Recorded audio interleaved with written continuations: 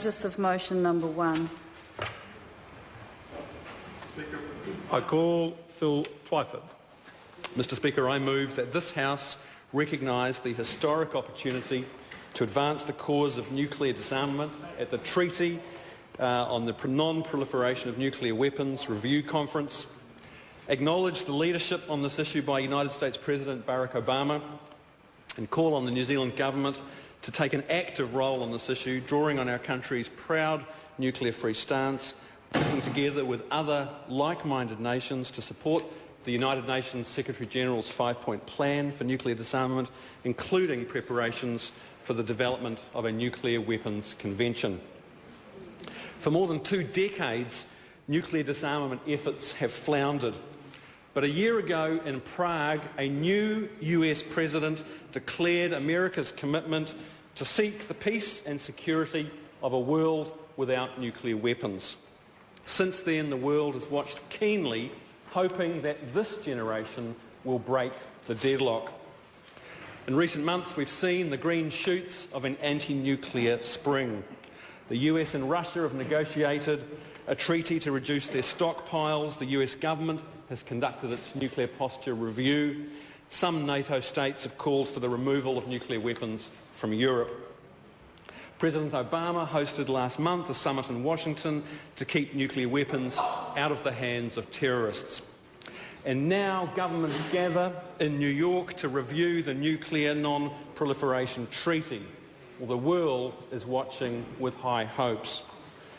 23 years ago, Mr Speaker, we were ostracised by our traditional friends because of Labor's anti-nuclear law.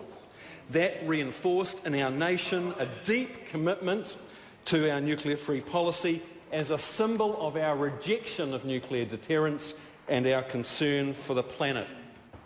That the Prime Minister was invited to Washington by the United States specifically because of our nuclear-free status speaks volumes about the fact that the world has caught up with New Zealand on this issue. But now is not the time to rest on our laurels. Now is the time to lead. We did it before and we can do it again. Others are looking to us. Former Australian Prime Minister Malcolm Fraser, former Australian Foreign Minister Gareth Evans, both visited here in recent months, urging the government to take a leadership role on this issue. US Vice President Joe Biden said to the Prime Minister, New Zealand could play a leadership role working with other countries, demonstrating that the world free of nuclear weapons would be a better place.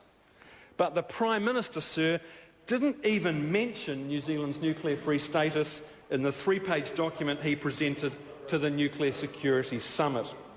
To the Prime Minister, I say, don't be an anti-nuclear lion in the New Zealand media and a mouse in Washington or New York.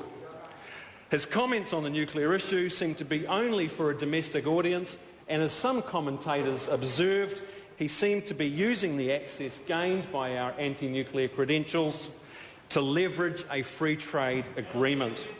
Well, I say to this national government that trade is vital to our nation, but it is not everything. New Zealanders are passionately anti-nuclear. We want our nation to be a voice of conscience, to argue the anti-nuclear case in the streets, at the World Court, at international meetings. And if we can make a difference, sir, and make this world safer for our grandchildren, we should. But it will take courage. We will have to stand up and be counted and sometimes disagree with powerful friends. Norman Kirk did it, David Lange did it, Helen Clark did it, and history recognises them for it. We can continue to work patiently at initiatives to build confidence in disarmament, getting weapons off their hair trigger alert, building support for nuclear weapons-free zones. But the challenge now is to lift our eyes to the bigger goal. UN Secretary-General Ban Ki-moon has proposed a 5-point plan to get us there. New Zealand should explicitly commit to the plan and work with other like-minded nations to build support for it. The government should call for preparatory talks on a process leading to the Nuclear Weapons Convention. Many MPs in this House, sir, have already endorsed that call. I want to finish with a quote from President Obama from his Prague speech. "Human destiny will be what we make of it. Let us honour our past by reaching for a better future.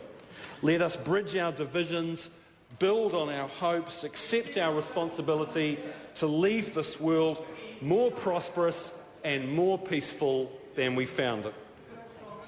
The question is that the motion be agreed to. I call Dr. Paul Hutchison.